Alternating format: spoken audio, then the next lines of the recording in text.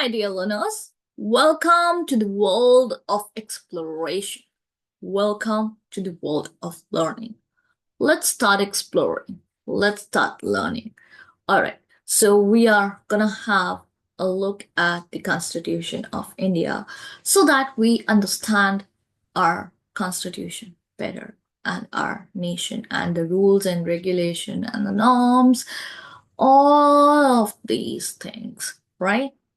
And our history, our past, our how how can we preserve our past? How can we make amendments in the Constitution if we want some certain amendments to be made? How can we do that, right? Now, the Constitution of India. This is the constitutional development that I am taking this topic right now. So, under constitutional development, the Constitution of India was adopted by the Constituent Assembly in 1949. So we got independence we got independence by which year? In 1947, right? So herein we are talking about the Constitution of India was adopted by the Constituent Assembly in 1949. So it was adopted in 1949. Keep that in mind. After 2 years, right? Was not absolutely new, and it was not absolutely new. It was to a great extent influenced by the Government of India Act 1935.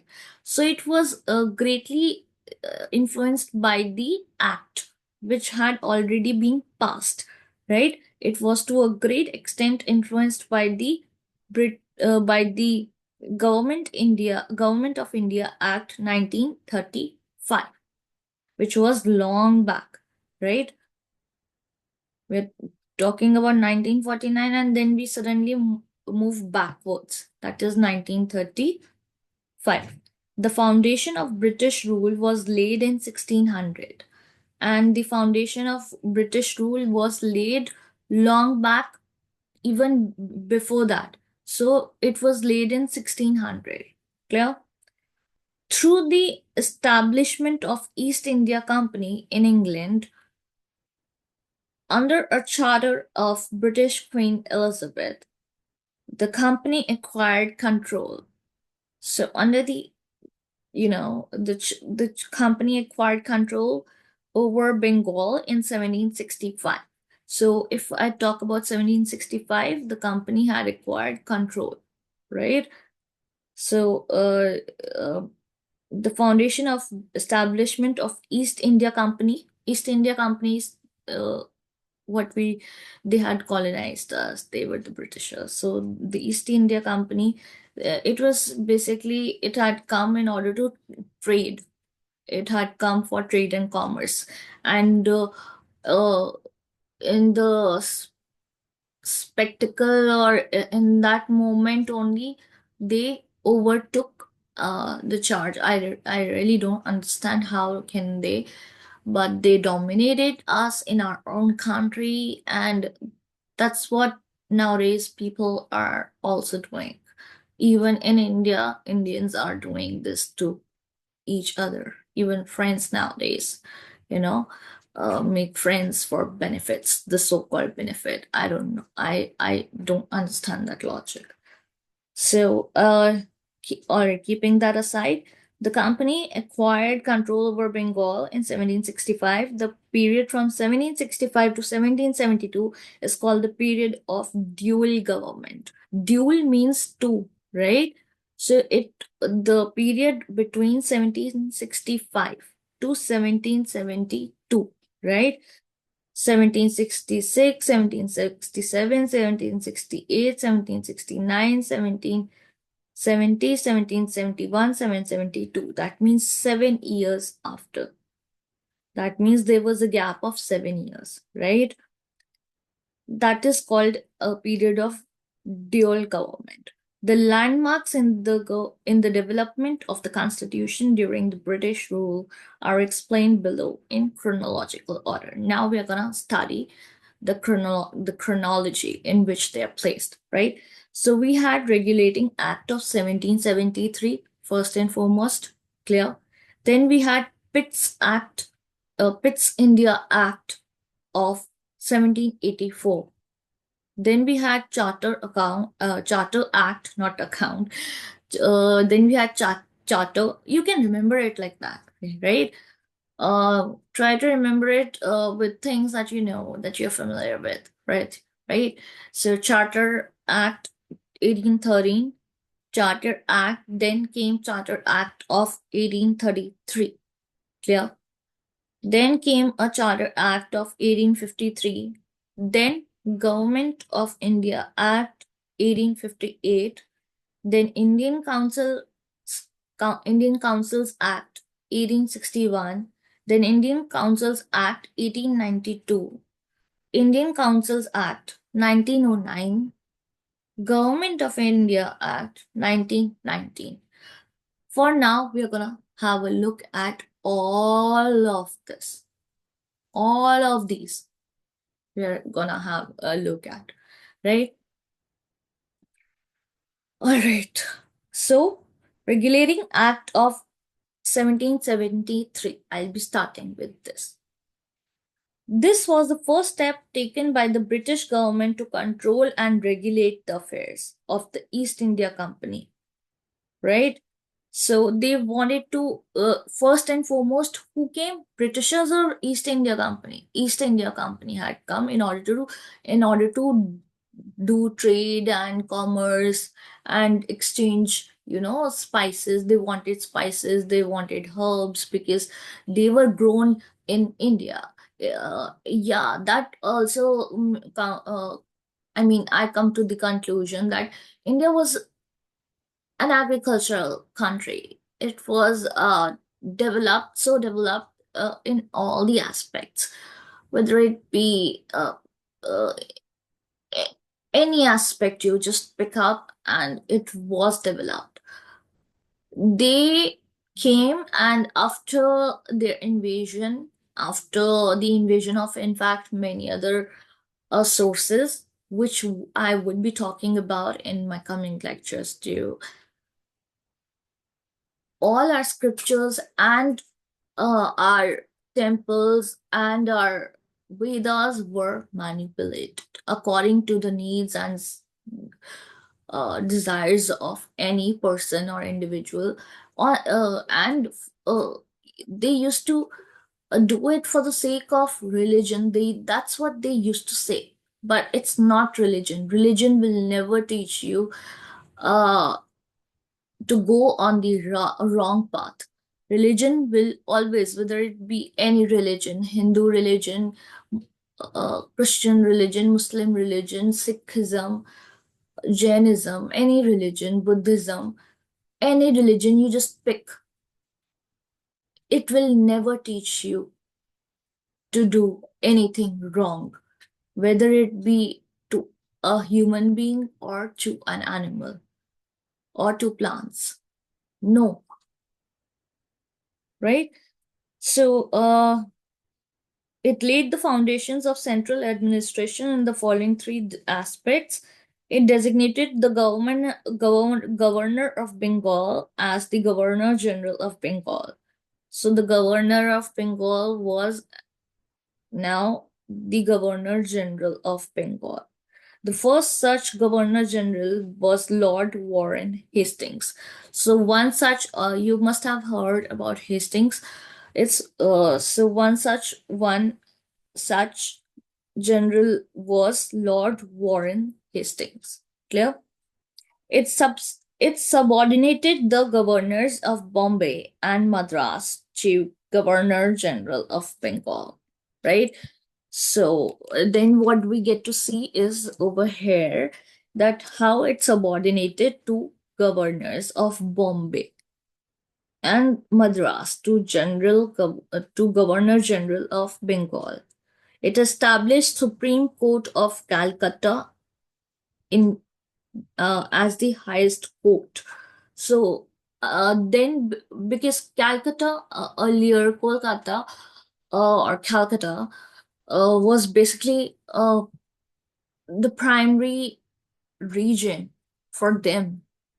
It was Calcutta, Kolkata, or Mumbai, Bombay, or Shimla, these were the areas where, or Rajasthan, these were the areas that they had taken into account, into consideration, because if there were winters, they would go in for summer region. If there was summer, they would go in for winter uh, region, and all that stuff. Monuments, architectural palaces were there. So they used to, like for Indigo also, Indigo, I wanted to share that sharecroppers were given, there were two systems. So Roti system was there, and there was another other system. So they used to follow two systems, Roti and N. It starts with N. So they were forced to grow indigo, and after they were forced to grow indigo, they were forced to grow indigo, or they used to take money from them, you know, because obviously they were the oppressors, so they could oppress, right? Then it's established Supreme Court at Calcutta as the highest court. Then Pitt's India Act of 1784. It placed the Indian affairs under direct control of the British government. For that purpose, it established a board of control representing the British cabinet over the court of directors, the grooming body of East India Company, right? All right. Yeah. So it placed the Indian affairs. So what did it do? It just placed the Indian affairs at Indian affairs under control of the British government. For the purposes, it established a board of control. So it established BOC, that is Board of Control, representing the British colonial over the court of directors. So obviously Britishers would be placed at a higher pedestal, right? Then the Governor General's position was made stronger, and the position of Governor General was made stronger, right? He could rule uh, and overrule his council on important matters. So he could overrule, you know, he could overrule. Uh, he could overrule his council. That means council means members. Like we have members of the parliament, right? So he could overrule the members. He could overrule the council, right? For instance, you have the Milan City also in English, which was written by Vikram Seth. It's a poem. It's a long poem, in which again we are talking about king, and we are talking about laissez-faire economy. We talk about how it is not uh,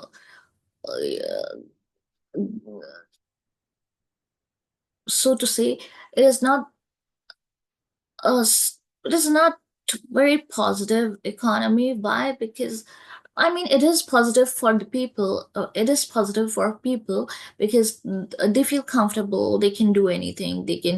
They are free. They're absolutely. There's no interference in whatever decision or matters they want to take. They take. Nobody stops them. So there's no king because king is dead.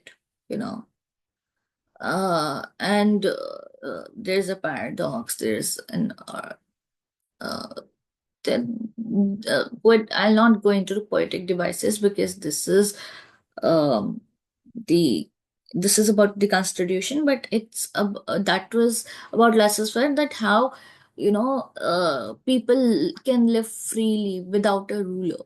And when we talk about democratic country or democracy, we do have a ruler who rules us, but we do have a uh, we do have a say, and we can question the ruler, and we can bring about changes, right? We can make amendments, we can make new rules, we can cut the previous rules, right? So the governor general's position was made stronger. He could overrule his council on important matters, right? On important matters. Presidencies of Bombay and Madras were brought under his authority. So I have already spoken about that, how presidencies of Bombay and Madras could were brought under his authority. Now I'll just drink some water. I'm feeling thirsty.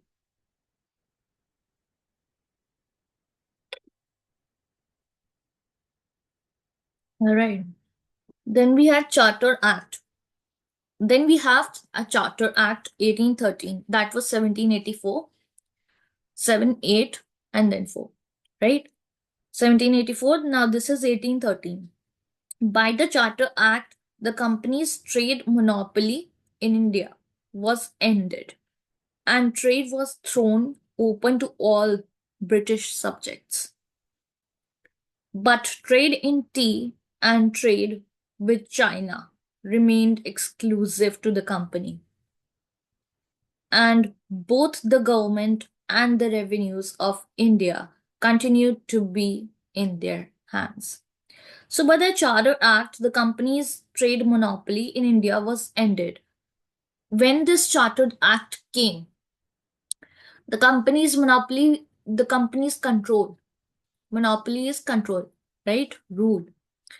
It was separated, right? It ended. It came to a end. It came to a not conclusion. It came to an end. It came to a standstill point, right? Um, and trade was thrown open to all.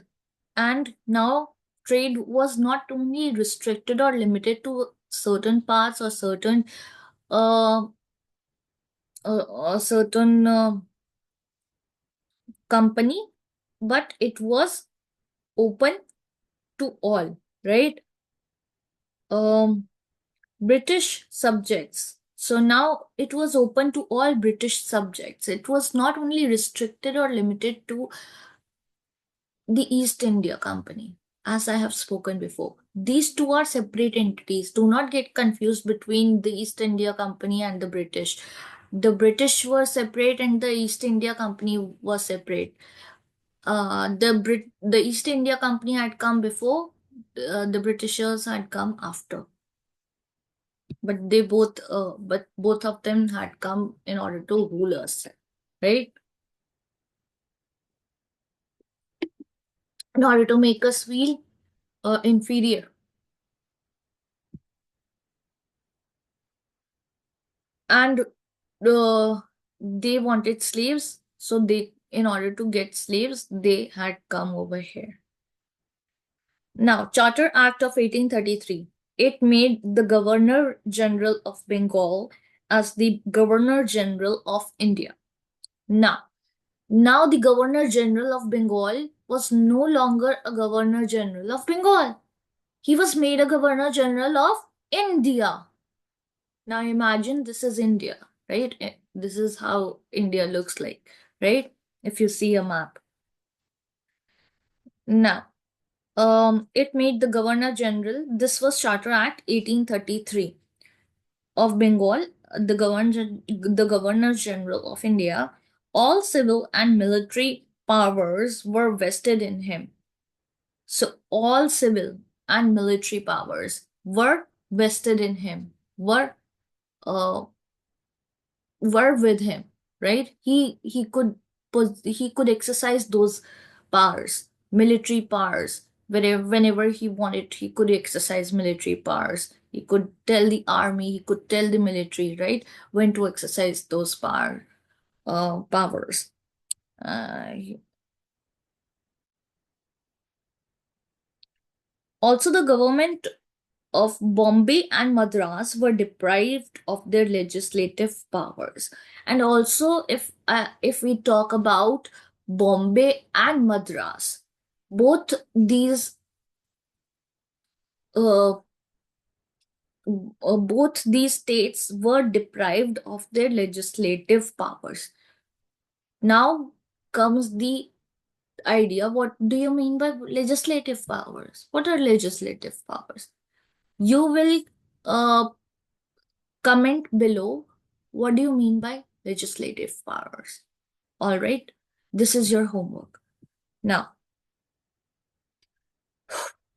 Now this was the final step towards centralization in British India. So this was the final step towards centralization in British India. The act created for the first time the government of India having authority over the entire territorial area possessed by the British in India. Moreover, the act also ended the activities of the East India Company as a commercial body. So it totally, the powers that were invested in East India Company, they were broken, right? So this was the final step towards towards centralization in British India. British India was placed at the center. The act created for the first time the government of India having authority over the entire territorial area possessed by the British in India. Moreover, the act also ended the activities of the East India Company as a commercial body. Now we have Charter Act of 1853, right? I would be talking about Government of India Act and Indian Councils Act, Indian Councils Act, and again Government of India Act in my next lecture. For now, this is the last point that I would be talking about. Charter Act of 1853. Now, the Act separated for the first time the legislative and the executive functions of the Governor General's Council. It also introduced a system of open competition as the basis of recruitment for civil servants of the company and thus deprived the directors of their patronage power. Now, uh, if we look into this matter, uh, see, if we go back, if we go down the lane, in those times, if you even see Indigo, even if you see Indigo, if you read Indigo chapter, you will get to the point that how Britishers had taken control over all the territories, over all the provinces, over all the states, right? And how they used to send whoever used to rebel, they used to just send them to Andaman and Nicobar Islands or any other island, separate, they used to isolate them completely, whoever used to revolt against them, or they used to brutally uh, murder them. Uh, I'm uh, okay, I don't want to go into details, but um, this is basically talking about that how um see earlier civil servants were the people who were close to the Britishers, right? So for instance, we have sycophants, right? We have people who are double faced, we have people who are manipulative. So in those times also, in every era uh, there are going to be people who are double faced, who are uh, who try to influence, who try to be a sycophant, who really praise Britishers or whoever is in authority at that time. Britishers were in authority, so civil servants were also puppets.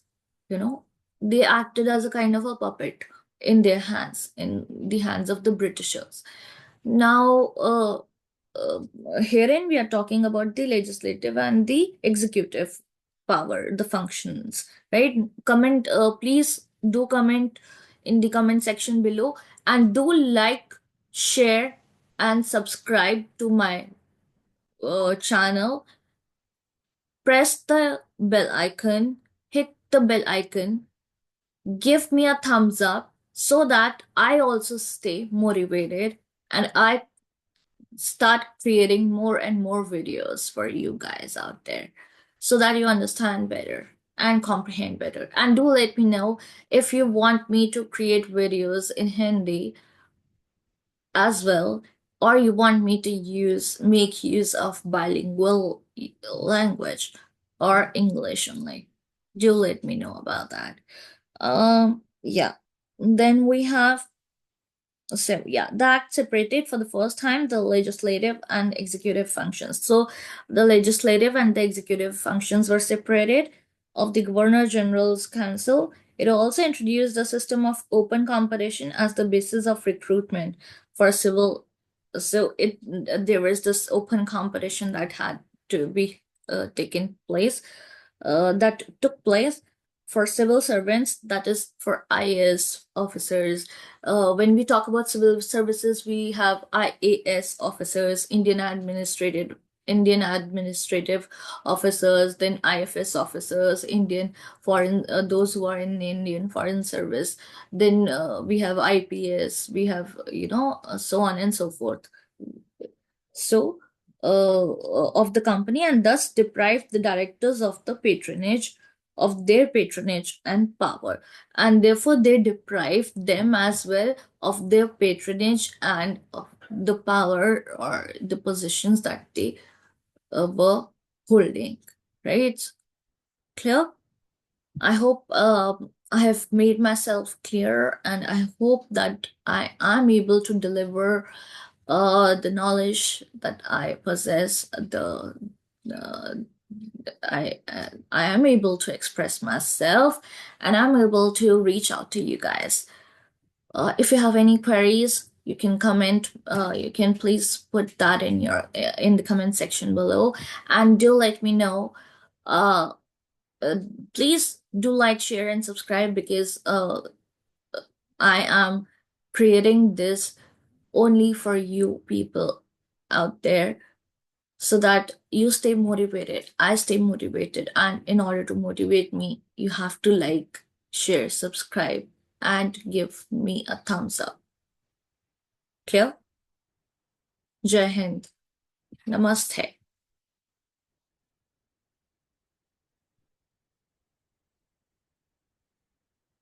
On this note, this is Sukriti signing off.